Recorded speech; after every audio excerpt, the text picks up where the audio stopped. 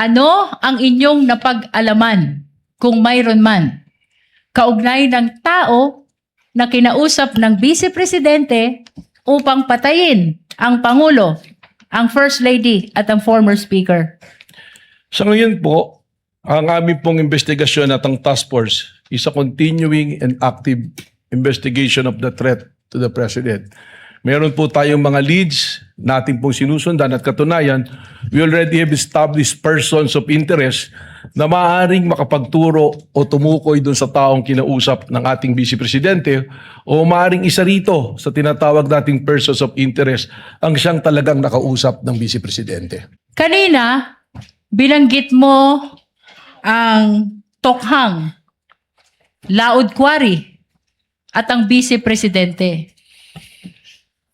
Saang partikular na bahagi ng affidavit ni Arturo Las Cañas na ipinapakita mo ngayon tumutukoy dito sa mga binanggit mo? Objection, Your Honor. Then that already goes into the contents of such affidavit. And since the witness is not the one who executed the affidavit, then he has no personal knowledge and incompetent to answer that question. Your Honor, may I respond? Moreover, the court already ruled, Your Honor. Counsel for the prosecutor may respond before the court rules on the objection.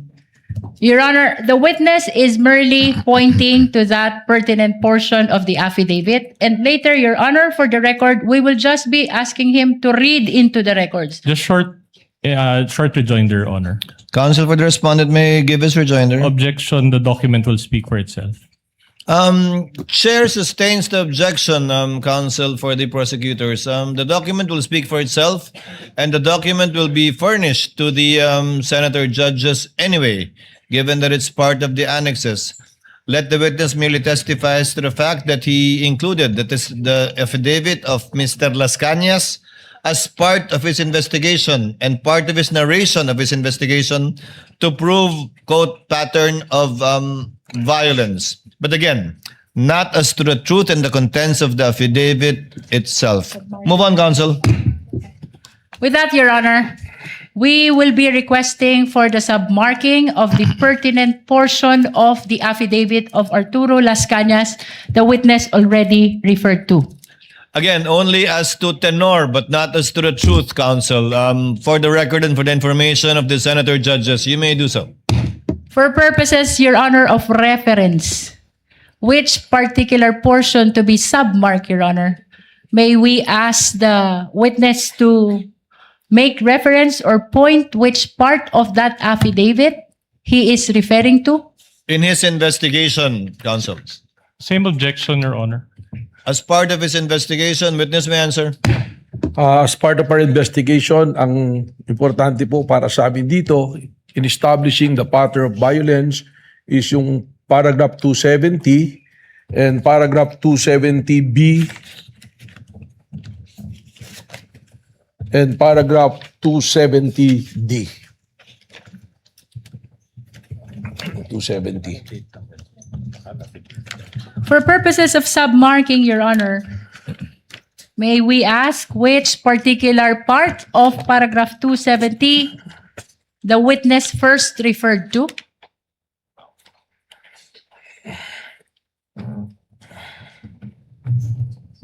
Your Honor, manifestation. Counsel for respondent may proceed. All right. Your Honor, this pertains to an affidavit of Arturo Las Cañas. And on page 186, Your Honor, of such affidavit, it appears that even the signature is not a wet signature. It's a printed copy.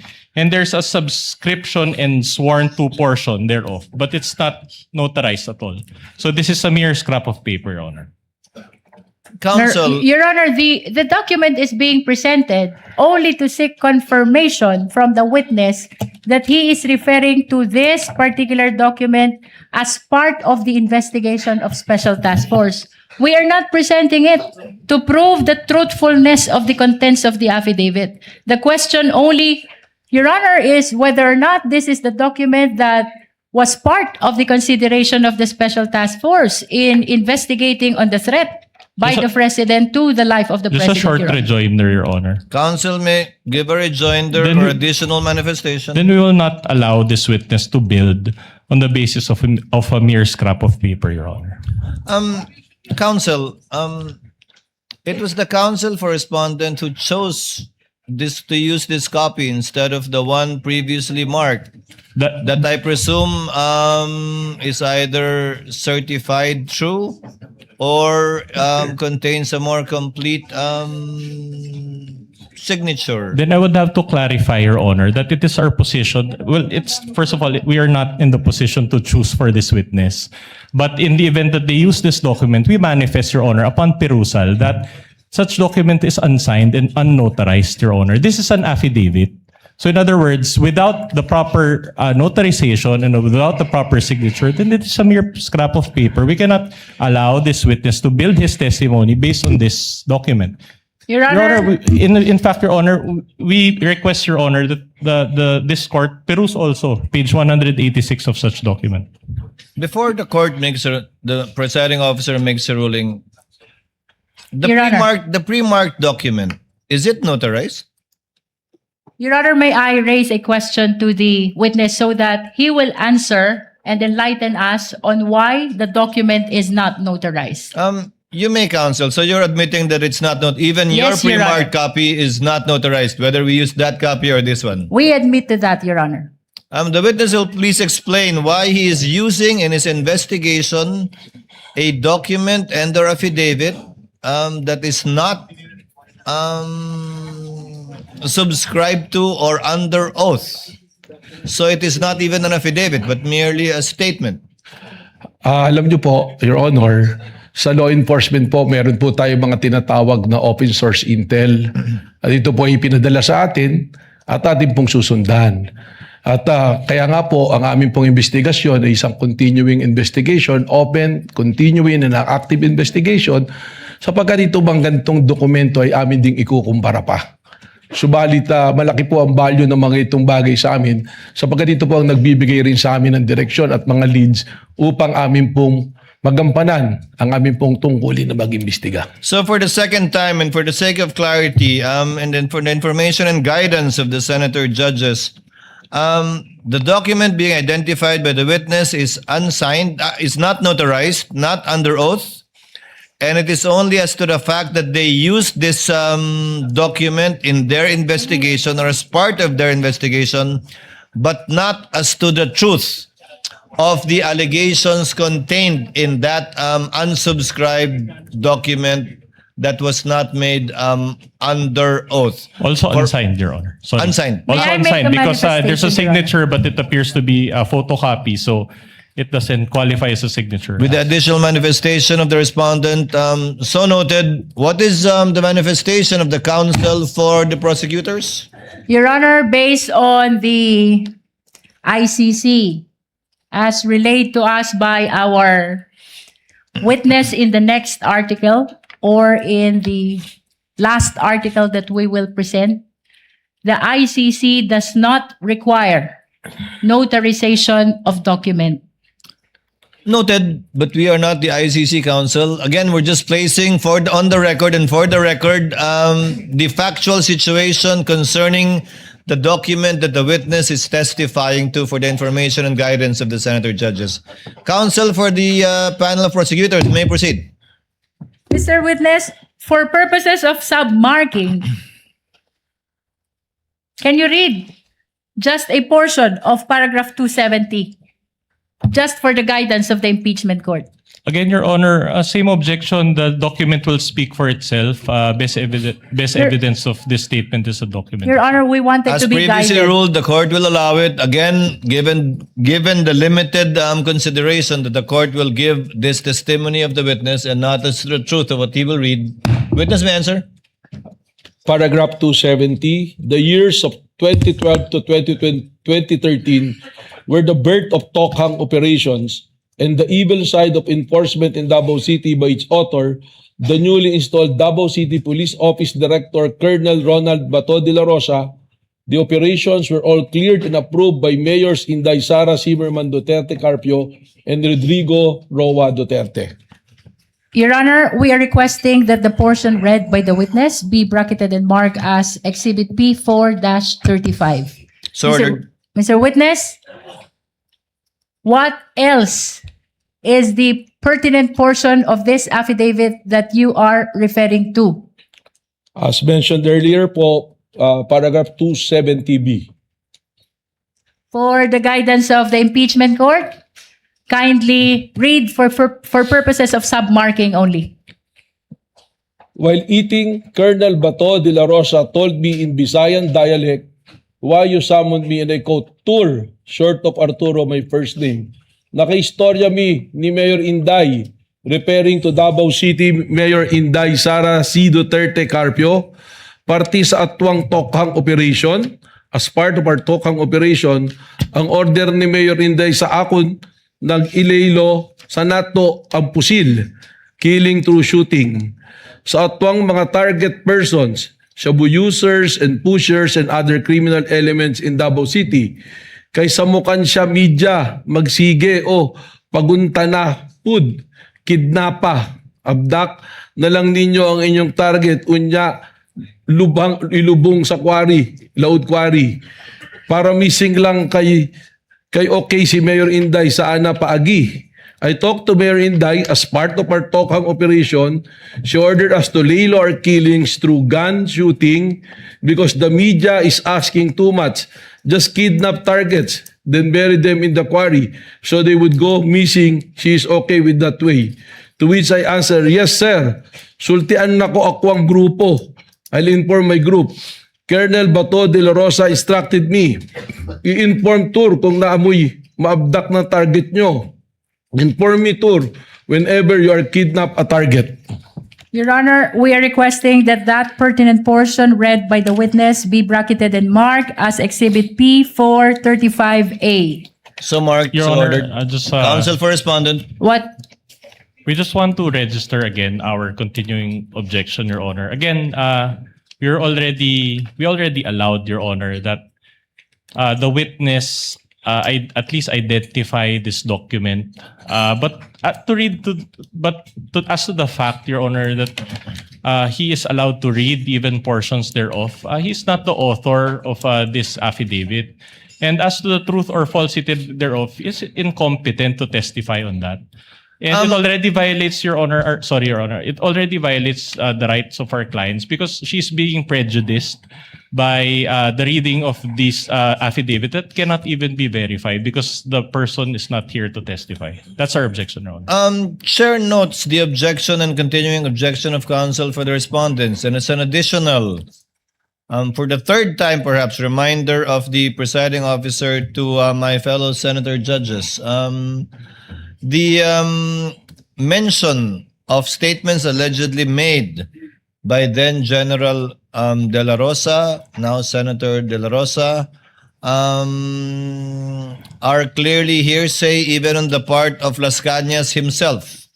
But as to the fact that probably he told him that, it may be established if the affidavit of Las Cañas and if Las Cañas is presented here. Again, this is only as to the fact that this is what the NBI used in their investigation and coming up with their findings, not as to the truth of the statements being read by Director Matibag, much less the statements of other parties who did not execute this document. The continuing objection is noted. Witness may answer. Counsel will proceed. We are requesting, Your Honor, that that portion just read by the witness be bracketed and marked as P435A. Mr. Witness, Let it be so marked. ano pa, kung mayroon man, ang mahalagang bahagi ng affidavit ni Arturo Las Cañas na tinukoy mo kanina? Same objection, Your Honors. Noted. Witness may answer. Sa paragraph D po, yung portion po nito ay ito po ay isa sa aming pinagtuunan ng pansin sa aming investigasyon. Please read for the purpose of submarking only. I later called up retired senior police Sonny Benaventura and relayed to him Colonel Ronald Bato de la Rosa's abduction operation ordered to me as allegedly ordered to him by Mayor Inday Sara Duterte Carpio.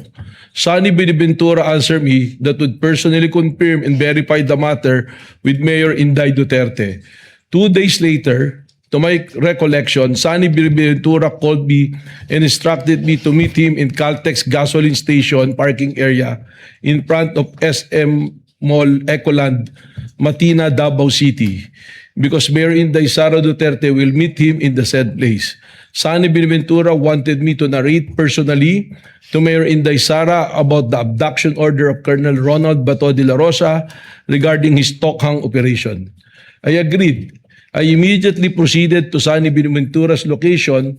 Upon my arrival on the board of my Strada pickup vehicle in Caltex gasoline station parking area, Sunny Binaventura motored me to the board pickup vehicle. However, before I could do so, Mayor Inday Sara Duterte Carpio arrived on board her SUV vehicle, a Fortuner-like vehicle, colored dark blue. Sunny Binaventura then disembarked immediately from his vehicle and rushed to the vehicle of Mayor Inday Sara Duterte that's stopped a few meters away from Sunny Binaventura's pickup vehicle. I stood in front of Sunny Binaventura's pickup vehicle, looking and then talking. Mayor Inday Sara Duterte Carpio did not get up from the vehicle while talking to Sunny Binaventura, and Sunny was standing on the left side of Mayor Inday Sara Duterte vehicle. Then Sunny Binaventura hand signaled to me to come near him. I saw Mayor Inday Sara Z. Duterte Carpio inside her vehicle alone. I personally heard Mayor Inday Sara Zimmerman Duterte Carpio ordered Sunny Binaventura and I in Visayan dialect, and I quote, "Bulgar naman kayo man, pusilon, shoot." And target ninyo na referring to Sunny and myself nung short of manong older person. Kidnapa na lang ninyo. Target shabu users and pushers and other suspected criminal elements in Davao City. Para missing lang para sila, para dili samok ang media. Shooting your target is too brazen. Just kidnap them so they will just go missing and so that the media won't bother us. Sunny Binaventura replied, "Sige day, okay." Then she drove away. It was a 3 to 5 minute kill order through abduction operation from a lady mayor of our city, the daughter of Mayor President Rodrigo Roa Duterte, that shed much blood of innocent poor Filipino suspected of being shabu users and pushers in Davao City. Now nationwide through the Tokhang campaign of the Philippine National Police for 4-star General and newly elected Senator Ronald Bato de la Rosa. Your Honor. Counsel for Respondent. Then, considering, Your Honor, the reading of this portion of this piece of paper, Your Honor, we ask for a fourth clarification on the part of the chair that the reading of this document, Your Honor, already creates an impression, not just to the minds of the senator judges, but also the public. They may be misled, Your Honor, to believing the truth or falsity of these statements. So in other words, Your Honor, this is highly improper for, with all due respect, Your Honor, for this honorable court to allow the reading of a portion of an affidavit that was not authored by this witness.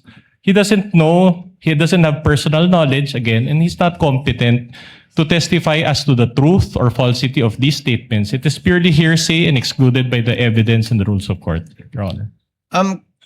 The chair is inclined at this point to already agree with counsel for Respondent. Chair will cut short any further identifications of the witness in regard to this affidavit. I think you have sufficiently established, counsel, May I the comment, Your Honor? so-called pattern of violence that you sought to establish in the investigation of the NBI regarding the so-called grave threats that they are investigating. But the chair will nevertheless remind again the senator judges, as requested by counsel for the respondents, that this is only as to the fact that Las Cañas executed a document that they used in their open source investigation, not as to the truth of what was read.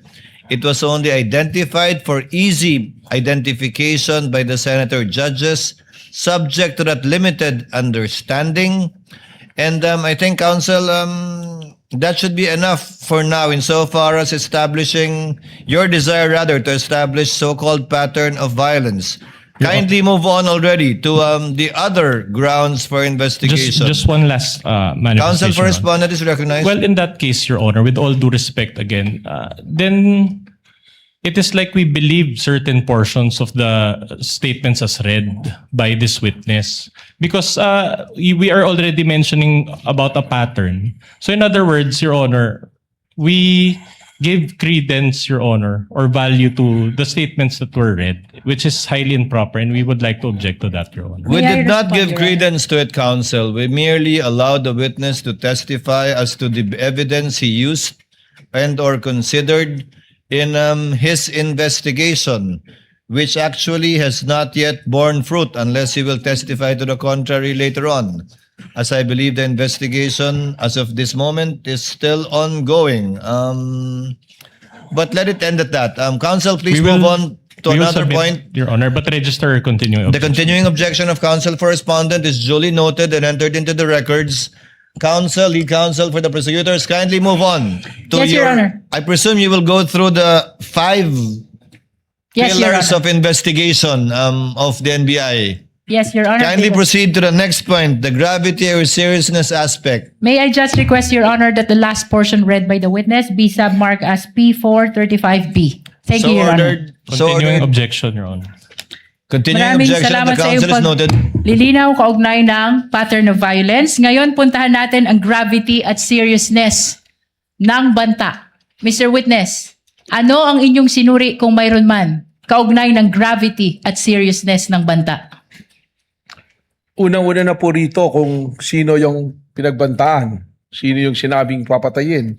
At dito po natin makikita na dalawang pinuno ng dalawang sangay ng ating gobyerno, ang dating speaker at ang Pangulo ng Pilipinas ang pinagbantaan, kasama na rin po ang unang ginan. Kaya para sa amin po ay mabigat at seryoso po ang pagbabantang ito.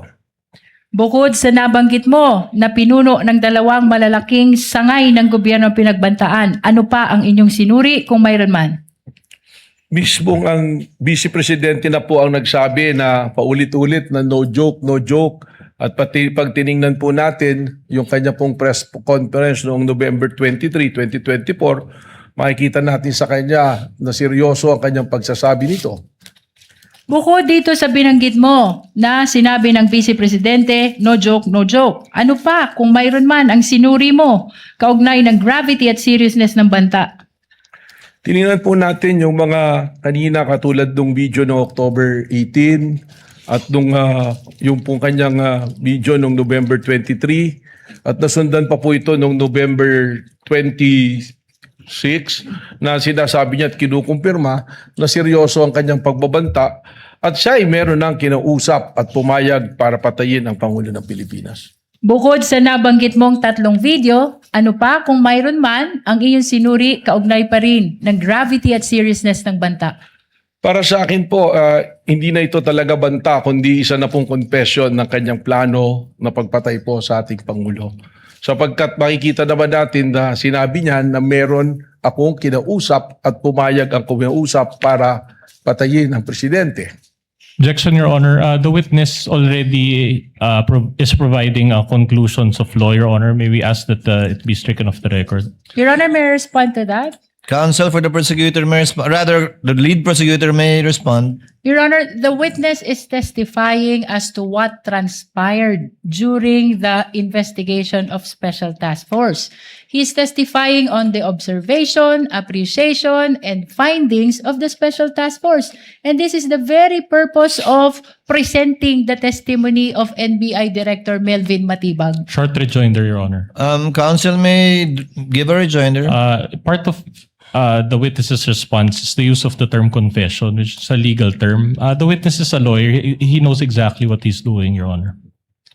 Nevertheless, Your Honor, that is the testimony of the witness, and that should be considered by the impeachment court. The presiding officer shall rule, let it stay in the record as part of the narration of the witness, but not as to for the senator judges not to consider it as a conclusion of law, notwithstanding that the witness is the director of the NBI and there is a lawyer and a former dean, that is still not to be used by any of the senator judges as a conclusion of law as to the fact in issue in this impeachment court. Witness may answer.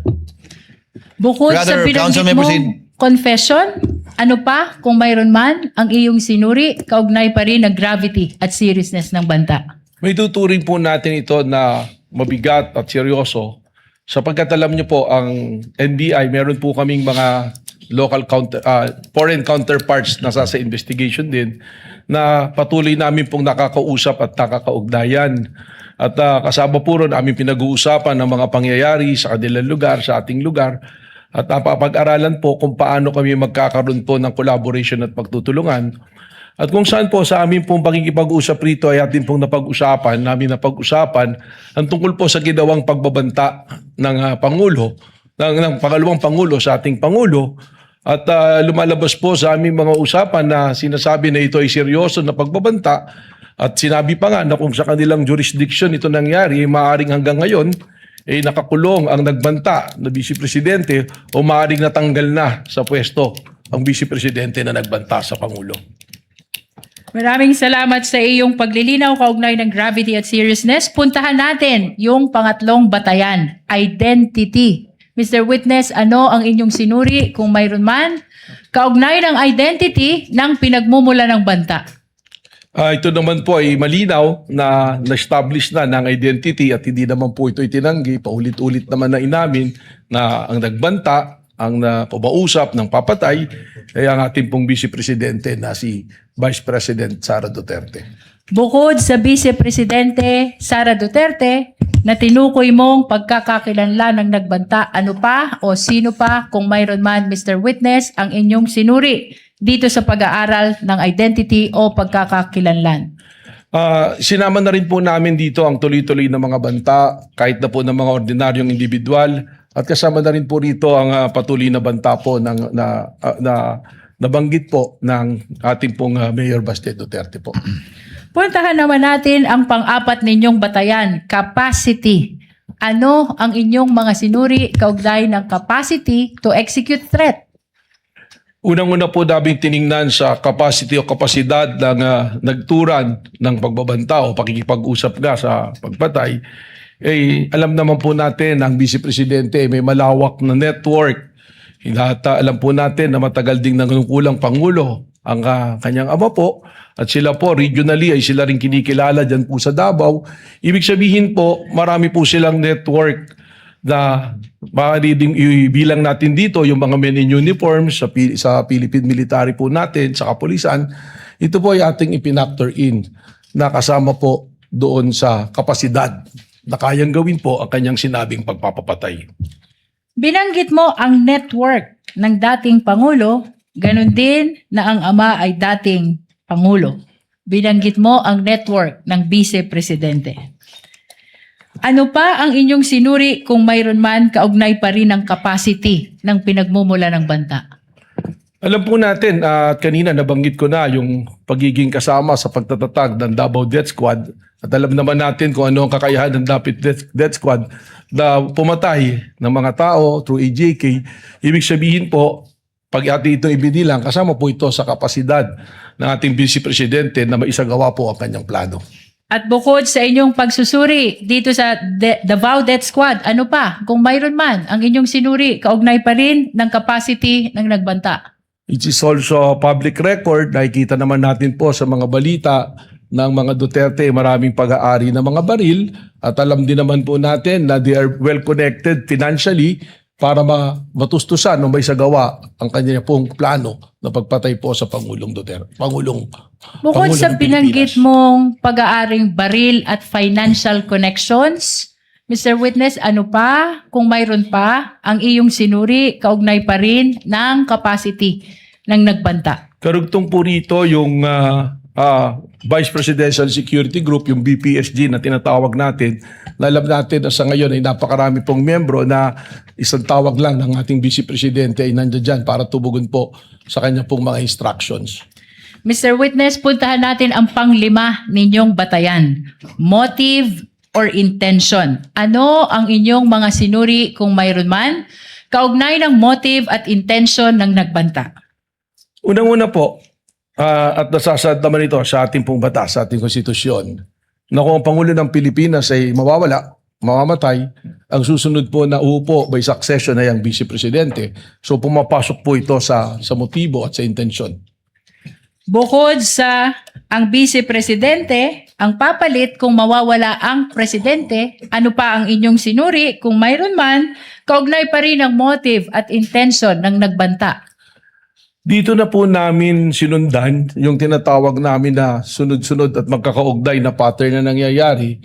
At kaya po namin paulit-ulit na sinasabi na ang banta sa Pangulo ay banta sa ating national security sapagat nakikita po natin na it's creating chaos, yung kakaroon po ng kaguluhan, sunod-sunod po na pagtuligsa sa gobyerno at yung mga ordinaryong mamamayan na nga po makikita natin patuloy pong nagbabanta sa Pangulo. Katunayan, marami po kaming monitoring sa social media ng mga banta namin pong sinusundan sa seguridad po ng ating Pangulo. Maraming salamat sa iyong paglilinaw sa 5 batayan na inyong ginamit kaugnay ng investigasyon ng Special Task Force. Kanina'y binanggit mo na maging ang ordinaryong mga tao ay nagbabanta na rin sa buhay ng Presidente. Objection, Your Honor. May we know the question? Allow Your the Honor, I'm just counsel to finish. She is not I'm yet laying the finished. basis. Binanggit mo na maging ang ordinaryong tao ay nagbabanta na rin sa buhay ng Pangulo. Ano pa ang naging obserbasyon mo na may kinalaman sa naging banta ng Pangulo, ng Vice Presidente sa buhay ng Pangulo? Objection on the use of the word banta, Your Honor. Witness already used that word. Counsel is simply referring to the words used by the witness himself already at this time. Witness may answer. Napansin ko nga po na tumaas ang antas ng kaguluhan sa pamamagitan po doon lamang po sa social media. Kita-kita natin, meron po mga panahon na natin pong Pangulo ay nasa isang event na live, meron pong mga magko-comment na barilin na yan, meron pong mga video na nakuha ng ating CCD na mayroong nagkakasa ng baril at ang reference din po ay isang bala lang to sa ulo ng presidente. So yan po yung kapansin-pansin na nagdudulot sa atin ng panganib sa ating Pangulo at sa ating pong pambansang seguridad. Pagkatapos ng mga nabanggit mong obserbasyon sa inyong investigasyon, ano ang inyong ginawa sa Special Task Force kaugnay pa rin ang inyong investigasyon sa banta ng Vice Presidente sa buhay ng Pangulo? Malinaw po ang mandato ng Special Task Force at ang mandato po nito ay patuloy na bantayan ang seguridad po ng ating Pangulo. At hindi lamang po para bantayan ang seguridad ng Pangulo, kundi hanapin at ma-identify kung sino ang kinausap ng Vice Presidente para po patayin ang ating Pangulo. Binanggit mo na bahagi ng inyong ginawa ay hanapin ang taong kinausap ng Pangulo. Ano ang inyong napag-alaman, kung mayroon man, kaugnay ng tao na kinausap ng Vice Presidente upang patayin ang Pangulo, ang First Lady at ang former Speaker? Sa ngayon po, ang aming pong investigasyon at ang task force is a continuing and active investigation of the threat to the President. Meron po tayong mga leads natin pong sinusundan at katunayan, we already have established persons of interest na maaaring makapagturo o tumukoy dun sa taong kinausap ng ating Vice Presidente o maaaring isa rito sa tinatawag nating persons of interest ang siyang talagang nakausap ng Vice Presidente. Mr. Witness, binanggit mo yung persons of interest upang mas maunawaan tayo ng mga kababayang nanonood. Ano ang ibig sabihin mo ng persons of interest?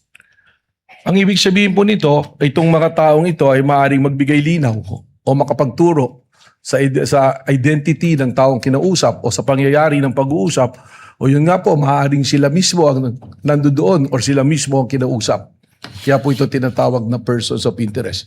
Hindi po nangangahulugan na sila na mismo ang kinausap gaya ng akin pong sinabi. Kaugnay pa rin ang binanggit mo na mayroon ng persons of interest.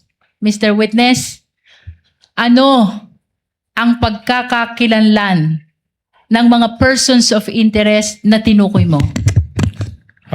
Respectfully, Mr. Presiding Officer, kinalulungkot ko po pero sa akin pong katatayuan bilang NBI Director, hindi ko po maaaring isiwalat ang pagkakakilanlan o pagkatao ng ating mga persons of interest na ito Sapagat gaya ng aking sinabi, this is a continuing and an open investigation po sa nangyari po na pagkontrata sa pagpatay sa ating Pangulo.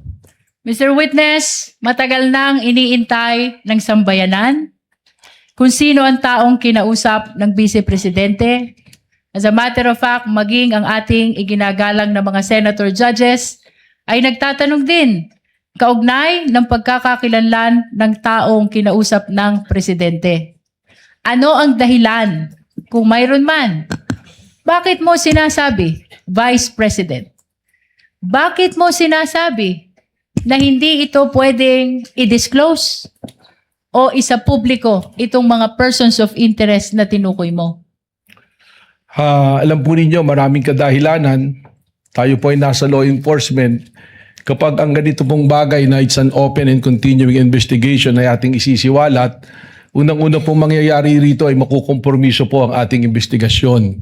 At may lalagay po sa alanganin yung pong ating mga tinatawag na informants o assets na nasa ground na nagbibigay po sa atin ng human intel na tinatawag. At kasama na rin po rito na yung pong aming capability to have successful operation ay makompromiso sapagkat maaaring hindi na po kami pagtiwalaan ng aming pong mga pinanggagalingan na source. Pangatlo po, it will violate the right of privacy po ng mga individual na ating natukoy na persons of interest. At meron din po itong kaparusahan under the administrative code na kung ang isa pong information ay confidential, secret, or top secret, eh hindi po ito pwedeng ibahagi basta-basta sa publiko. Ito po ay exception din sa Freedom of Information under po sa Memorandum Order number 15 po ng ating pong Pangulo. Mr. Witness, binanggit mo ang maraming dahilan kung bakit hindi mo pwedeng i-disclose itong pagkakakilanlan ng mga persons of interest. Baguhin ko yung tanong, anong pagkakataon kung meron man na maaari mong ibahagi sa impeachment court na ito ang mga persons of interest na tinutukoy mo? Alam po ninyo, kahit dumating yung punto na matukoy na natin kung sino ang kinausap, we have the right to protect yung pong aming mga informants. Sapagkat ang pinoproteksyonan din po namin dito ay ang institusyon ng NBI. Subalit ito po ay patuloy na pagsusuri at report na tuloy na ginagawa po ng National Bureau of Investigation. Katunayan po, nandirito po sa akin yung mga report ng task force tag as confidential. Kaya pagpamanin po ninyo na talagang hindi ko po ito pwedeng ibahagi na pagpapubliko. Ano Your Honor, yung please. mga... Counsel for respondent is recognized. Your Honor, considering already the length of time, can we just ask for a 5-minute recess, Your Honor? Actually, I'm about I'm to do all- so as soon as the counsel for the lead Your counsel Your winds Honor, up. I'm about to conclude.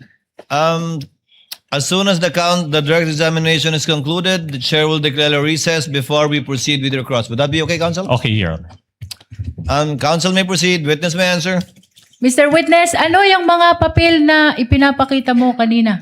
Ito po yung patuloy na pag-uulat, mga minutes ng meeting at mga intel report po na nasagap kaugnay po sa ating isyong pinag-uusapan. Kaugnay ng mga persons of interest na hindi mo pwedeng isiwalat, iyan ba ay bahagi ng mga papel na iyong ipinapakita? Kasama na po ito. Mr. Witness, I'm about to conclude. Ano ang nalabag ng Vice Presidente kung mayroon man? Objection, Your Honor. Kaugnay ng banta niya sa buhay ng Presidente. Your Honor, this is still part of the investigation. I will have to sustain the objection. It would call for a conclusion of law, and as admitted by the witness himself, the investigation is ongoing unless he has concluded it already. Kindly rephrase, counsel. I have no further question, Your Honor. If there are no further questions, given that it is 4:03 and given that it's been 2 hours already, as agreed, Chair will declare a 15-minute recess. We shall resume at 4:18 for the cross-examination of the counsel for respondent. We are in recess. Witness is excused for the meantime and may exit the witness box.